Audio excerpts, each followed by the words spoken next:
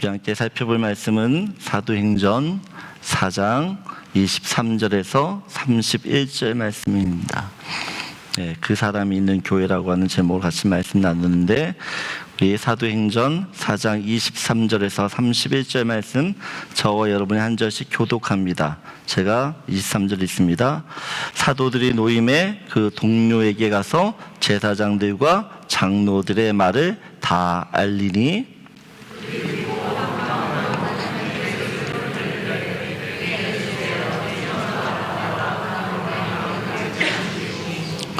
또 주의 종 우리 조상 다윗의 입을 통하여 성령으로 말씀하시기를 어찌하여 열방이 분노하며 족속들이 허사를 경영하였는고.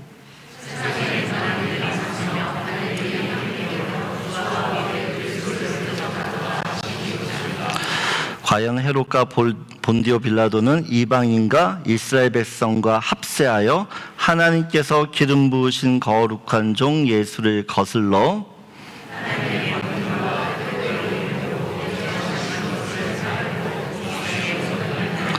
주여 이제도 그들의 위협함을 굽어 보시옵고 또 종들로 하여금 담대히 하나님의 말씀을 전하게 하여 주시오며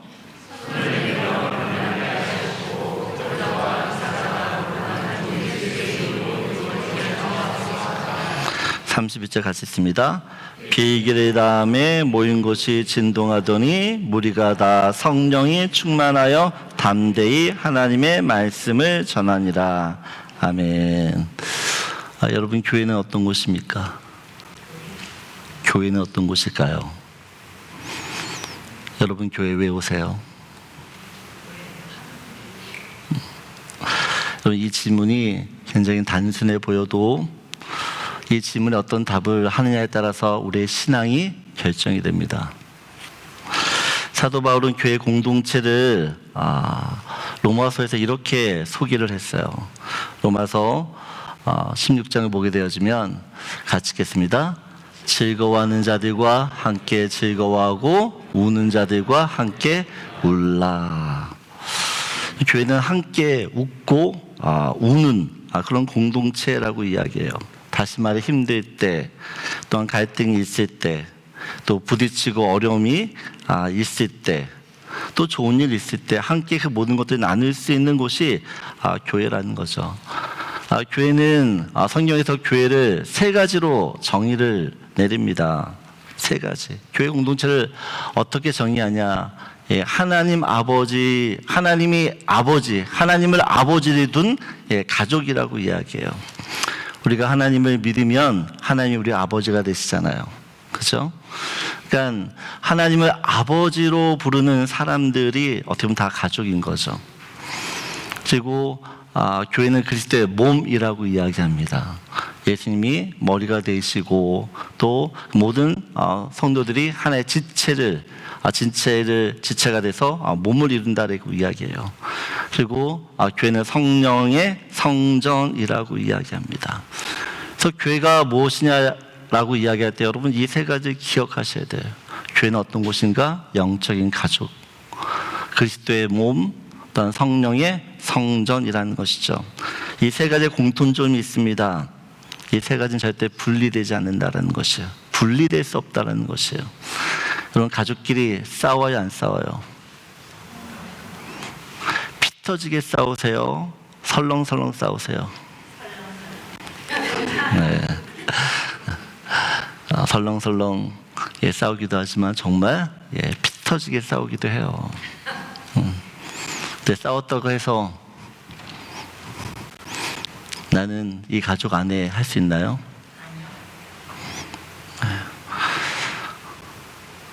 가족은 가족인 거죠. 교회는 몸이라고 이야기합니다. 여러분, 손가락에 가시만 박혀도요 온몸이 찌릿찌릿 아파요. 교회에 한 사람이 힘들면 교회가 전체가 힘들어요.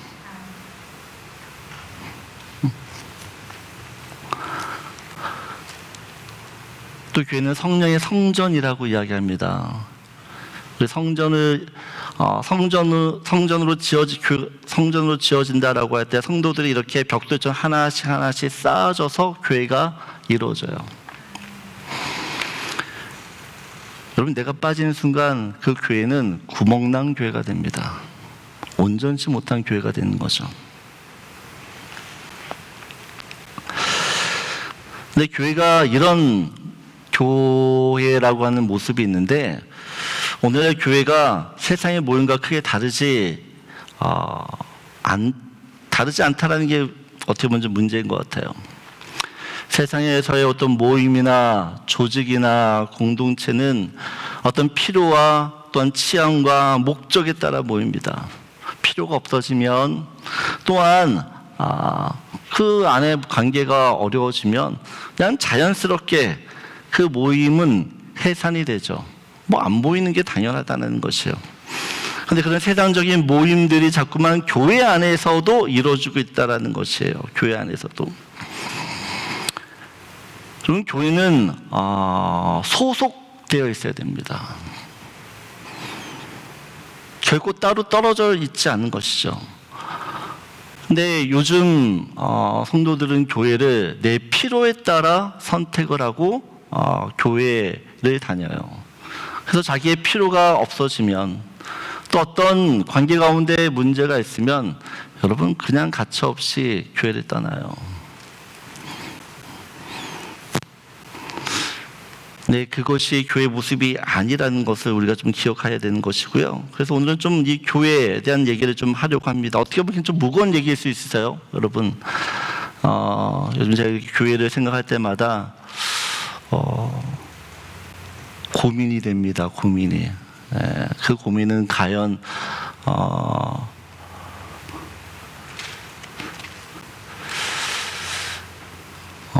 제가 어떻게 개인적인 고민이긴 하지만 어떻게 하면 교회가 교회다워질 수 있는가라는 고민들을 해요. 그래서 내가 어떻게 우리 성도들에게 도움을 줄 수 있을까? 어떻게 그 교회로서의 모습들을 이뤄가는 데 있어서 도움이 될 수 있을까라는 생각들을 참 많이 하게 되는데, 오늘 본문을 보면 베드로와 요한이 예수를 전하다가 이 대제사장들 무리에게 붙잡혀 신문을 받습니다. 그리고 다시는 예수의 이름으로 가르치지도 말고 또한 전하지도 말라라고 이야기를 하죠. 엄중한 경고를 받고 풀려납니다. 오늘날로 이야기하면 공권력의 위협을 받고 있는 거죠. 언제 또 끌려갈지 모릅니다. 언제 또 끌려가서 생명의 어떤 어려움을 겪을지를 몰라요. 엘리야가 850대 바알 선지자와 아셀 선지자 850명과 싸워서 이겼어요. 큰 승리를 했습니다. 큰 승리를. 근데 그런 큰 승리를 하고 나서 이세벨이 편지를 보내죠. 내가 너 죽여버린다. 그 편지 받고 엘리야가 무너져요. 그런 큰 승리를 했음에도 불구하고 그 편지 하나에 무너져서 도망쳐요. 베드로와 요한이 대제사장들 무리 앞에서 예수님이 담대히 증거했어요. 여러분, 그렇게 담대히 증거해도 돌아서면 두려움이 찾아올 수 있어요. 두려움이. 이때 이 베드로와 요한이 그런 두려움, 또 나를 잡아가면 어떡하지? 또 이런 어려움을 당하면 어떡하지? 이런 여러 가지 인간적인 생각들을 할 때 그가 베드로와 요한이 풀려나자마자 간 곳이 있죠. 오늘 23절을 보게 되어지면 같이 읽겠습니다. 사도들이 노임에 그 동료에게 가서 제사장들과 장로들의 말을 다 알리니. 사도들이 풀려나자마자 가장 먼저 찾았던 곳이 어디입니까? 집이 아니죠. 안전한 은신처가 아닙니다. 어디예요? 동료한테 갔대요. 동료가 어디입니까? 이 동료가 누구일까요? 네, 교회죠. 성도라는 거죠. 성도. 여기서 동료라고 이야기하는 의미는 단순한 친구 정도가 아닙니다. 그러니까 네 사람이에요. 네 사람. 가족보다 더 깊은 결속력을 가진 내 편이라는 겁니다. 예수를 믿게 되어지면 우리가 예수님 때문에 한 가족이 됐다라고 이야기해요. 한 가족. 피로 묶여진 관계이기 때문에, 예수의 피로 묶여진 관계이기 때문에 굉장히 끈끈한 관계일 수밖에 없습니다. 저는 이 베드로와 요한이 어떻게 보면 인생의 가장 힘들고 어려움이 겪은 때잖아요. 겪고 났잖아요. 그때 가장 먼저 찾았던 곳이 가족도 아니고 교회였다는 사실에 다시 한번 주목했으면 좋겠어요. 교회가 어떤 곳이냐라고 이야기할 때, 내가 정말 무너졌을 때, 아니 무너질 것 같을 때 가고 싶어하는 곳이 교회여야 된다라고 생각이 되어집니다. 내가 흔들려요. 내가 너무 어떻게 될지 어디를 갈지만 몰라 방황하고 있어요. 그때 나를 잡아줄 수 있는 사람이 있는 그것이 교회여야 된다는 거죠. 함석환 목사님이라고 하는 우리 한국계의 어떤 사상가이신데, 그 목사님이 이런 시를 졌죠. 그 사람을 가졌는가요? 그 사람을 말리길 나서는 날, 처자를 내맡기며 맘 놓고 갈 만한 사람, 그 사람을 그대는 가졌는가? 온 세상 나를 다 버려 마음이 외로울 때도 저 마음이야 하고 믿어지는 그 사람을 그대는 가졌는가? 탔던 배 꺼지는 시간, 구명대 서로 사용하며 너만은 제발 살아다오 할 그 사람을 그대는 가졌는가? 잊지 못할 이 세상을 놓고 떠나려 할 때 저 하나 있으니 하며 빙긋이 웃고 눈을 감을 그 사람을 그대는 가졌는가? 여러분, 그 사람, 여서 이 함석헌 목사님 말하는 그 사람, 여러분, 그 한 사람만 있으면, 그 한 사람만 있으면 여러분 세상을 살아갈 때 큰 힘이 돼요. 전 교회가 그 사람이 있는 곳이어야 된다라는 생각합니다. 내가 누군가에게 그 사람이 되어야 됩니다. 우리에게 그런 사람이 될 수 있는 건 예수님이 먼저 우리에게 그런 사람이 되어주셨기 때문에 그래요. 예수님이 정말 내가 힘들 때 그 예수님께 찾아갈 때 예수님은 늘 어떻게 우리를 받아주셨죠. 우리를 붙들어 주셨어요. 마찬가지로 우리가 그런 은혜를 받았다면 우리도 나같이 힘들고 어려운 사람들이 있을 때 찾아올 수 있는 그 사람이 되어야 된다는 것이에요. 밴쿠버의 이민의 삶이 쉽지 않습니다. 힘들고 외로워요. 다 외로워요. 만나보면 다 외로워요. 다들 힘들어해요. 그때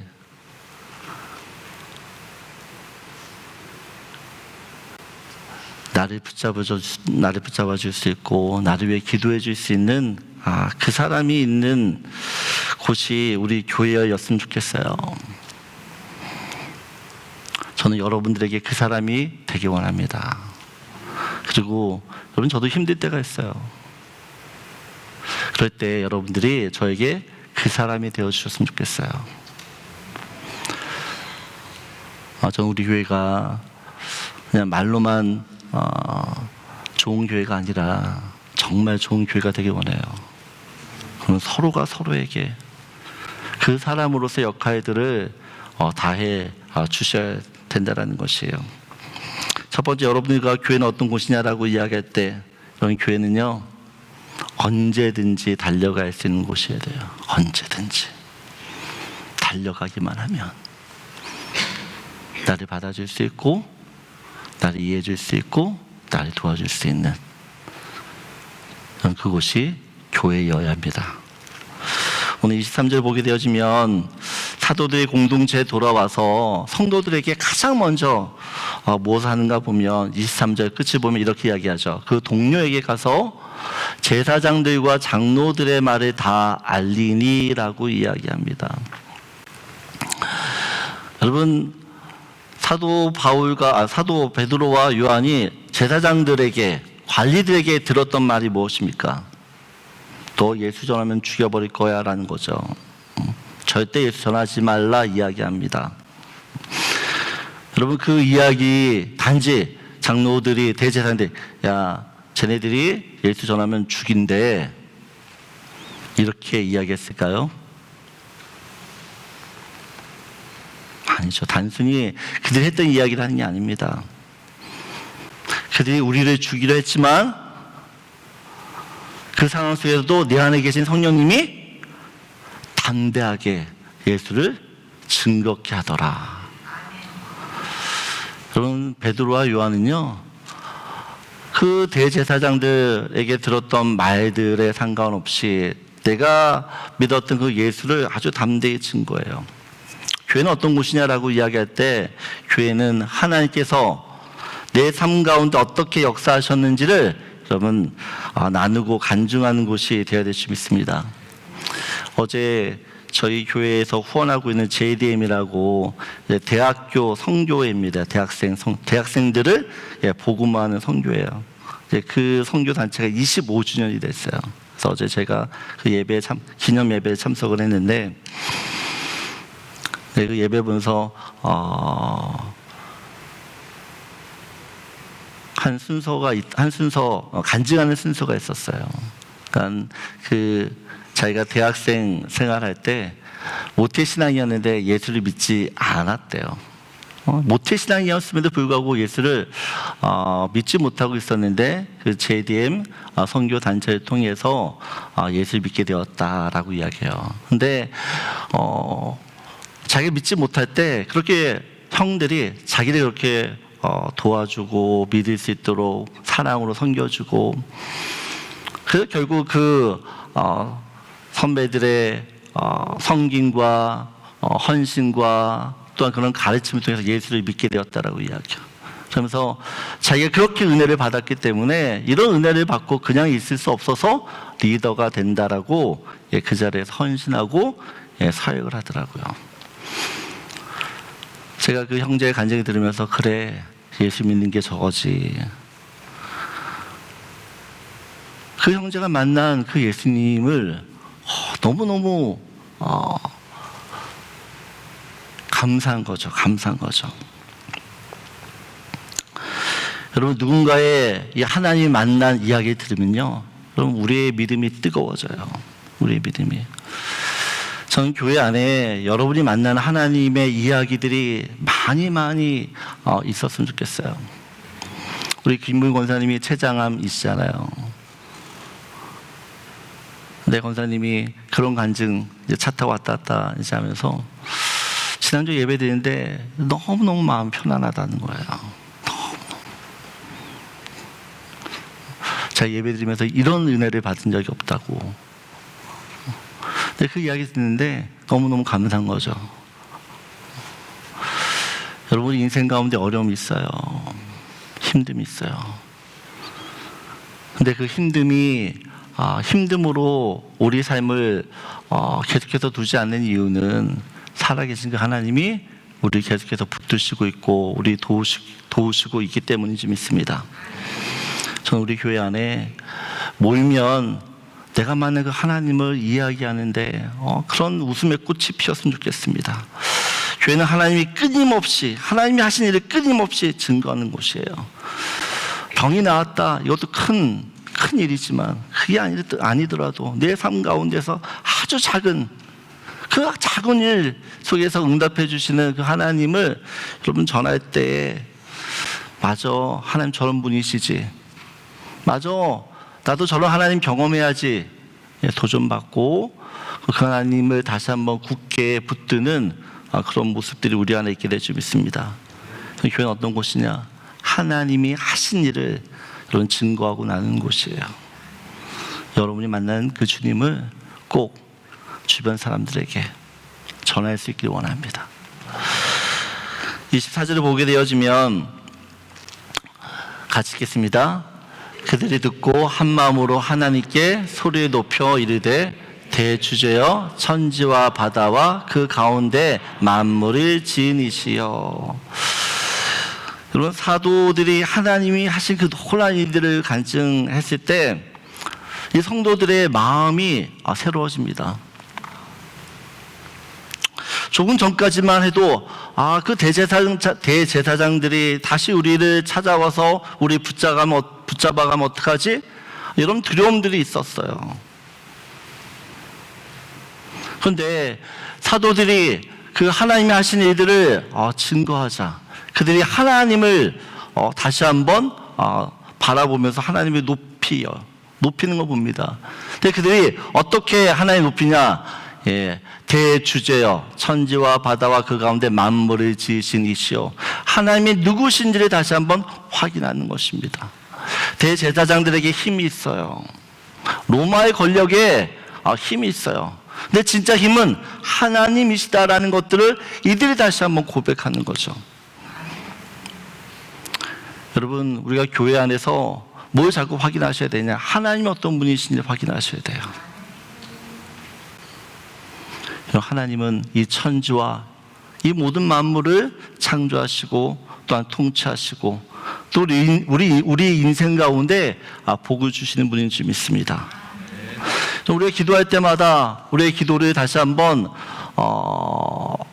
시선과 방향을 바꿔야 되는 필요가 있어요. 우리는 기도할 때 보면 늘 우리의 문제가 중심이에요. 내 기도가 먼저, 내 지금 문제를 놓고 먼저 기도하죠. 그래서 어떻게 보면 하나님을 놓칠 때가 있어요. 그러면 기도할 때 하나님이 누구신지를 먼저 기억하시고 그 하나님이 우리 인생 가운데 어떤 일을 행하셨는지를 다시 한번 바라봤으면 좋겠어요. 여러분, 초대교회 성도들은요, 하나님, 우리가 지금 핍박받고 있어요. 저 대제사장 무리들을 심판해 주세요. 그래서 우리가 안전하게 신앙생활 할 수 있도록 도와주세요. 이렇게 기도하지 않았어요. 29절 보게 되면 이렇게 기도합니다.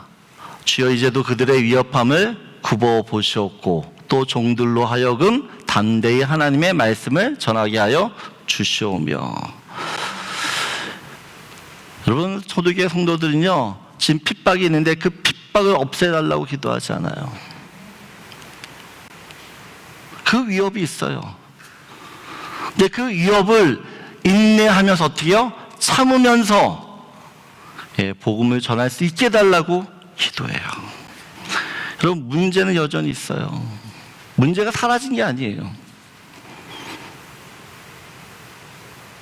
근데 하나님께서 우리 가운데 은혜를 주시면, 우리에게 힘을 주시면 문제가 있지만 그 문제를 우리가 어떻게 해요? 이길 수 있게 되는 줄 믿습니다. 저는 여러분들이 인생의 어려움들이 다 있죠. 그 문제가 해결돼서 하나님을 믿는 것도 있지만, 문제가 해결되지 않았지만 그 문제를 이길 수 있는 힘을 주시는 그 하나님을 경험하기를 원해요. 경험하기를. 특별히 24절을 보게 되어지면 성도들이 어떻게 기도하냐? 한 마음으로 하나님께 소리를 높여 기도합니다. 한 마음. 사도행전을 보게 되어지면 계속 강조하는 것이 이 한 마음이에요. 한 마음. 마음이 하나 되어 기도할 때 여러분, 그 교회 안에 놀라운 역사들이 일어나는 것을 보게 되어집니다. 여러분, 사탄은 교회를 계속해서 마음을 나뉘게 해요.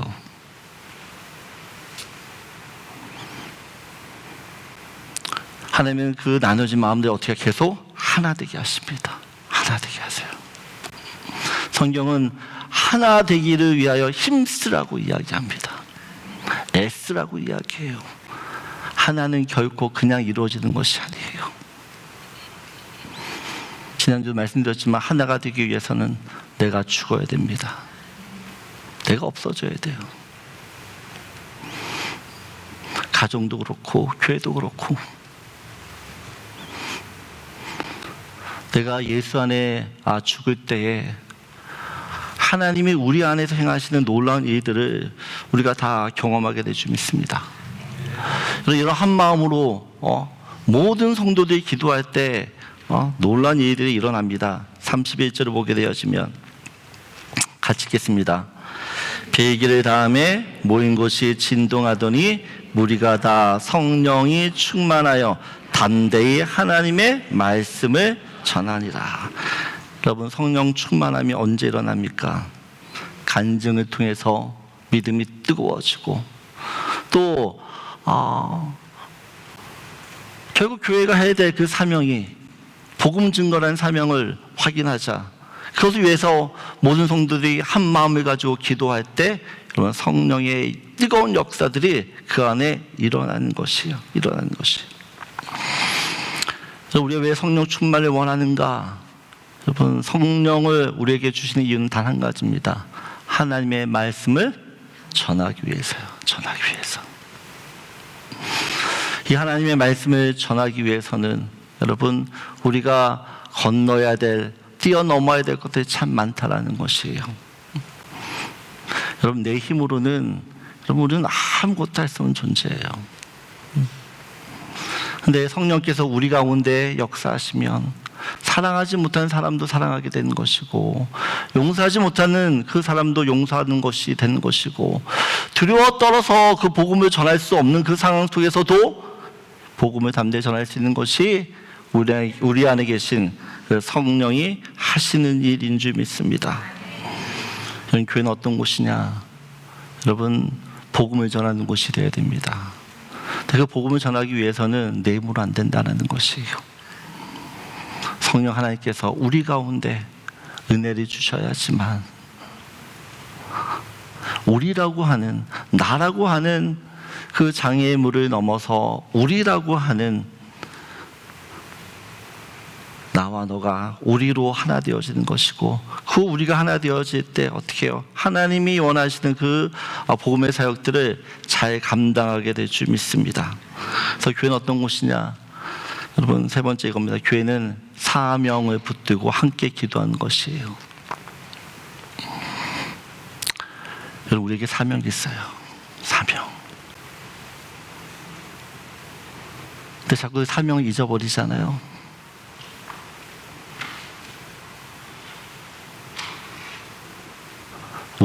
우리 꾀에 집중하게 되어지면 그 하나님 주신 사명들을 감당할 수가 없어요. 그래서 계속해서 우리 안의 모습들도 우리 안에서 하나님의 은혜를 누리는 것도 중요하지만 그 은혜를 가지고 어떻게 해요? 밖으로 나가야 됩니다. 밖으로. 그래서 저는 우리 교회가 이제는 우리 교회가 우리끼리만 재미있고 즐겁고 행복하고 그런 것이 아니라 내가 만든 그 예수를 믿지 않는 사람들에게 이제 전할 수 있는, 그래서 좀 밖으로 나가서 복음을 전할 수 있도록 같이 기도로 우리 스스로가 좀 무장을 했으면 좋겠어요. 다시 한번 교회가 어떤 곳이냐 할 때 사명을 붙들고 그 복음 사명을 위해서 준비하는 것이고, 또한 그것 위에 함께 기도해야 되는 것임을 우리가 잊지 않았으면 좋겠어요. 그래서 말씀을 정리합니다. 찬양팀 나오시고, 여러분, 교회는 어떤 곳이냐라고 이야기할 때 교회는 누구나 달려갈 수 있는 그 사람이 있어야 됩니다. 저 여러분들이 그 사람이 되길 원하고요. 저 교회는 하나님이 하신 일을 간증하는 곳이에요. 세상 모임처럼 세상 이야기하다가 끝나는 그런 곳이 아니라, 모일 때마다 하나님이 어떻게 내 인생 가운데 일하셨는지를, 어떻게 은혜 주셨는지를 나누면서 서로 격려하고, 또한 그렇게 일으켜줄 수 있는 은혜가 있으면 좋겠습니다. 이런 교회는 우리끼리 재미있게 모이는 곳이 아니에요. 교회는 유람선이 아니라 여러분 군함이라고 이야기합니다. 교회가 해야 될 사명이 있는 것이에요. 저와 여러분들이 감당해야 될 그 사명들을 기억하시고 잊지 않았으면 좋겠습니다. 그래서 이제는 우리 교회가 복음을 전하고 그 사람들을 변화시키는데 힘을 모을 수 있는 그래서 정말 주님이 기뻐하시고 또 아름다운 일들을 계속 이어갈 수 있는 그런 교회로서 설 수 있도록 주님의 이름으로 그렇게 축복합니다. 우리 다 일어나셔서 찬양.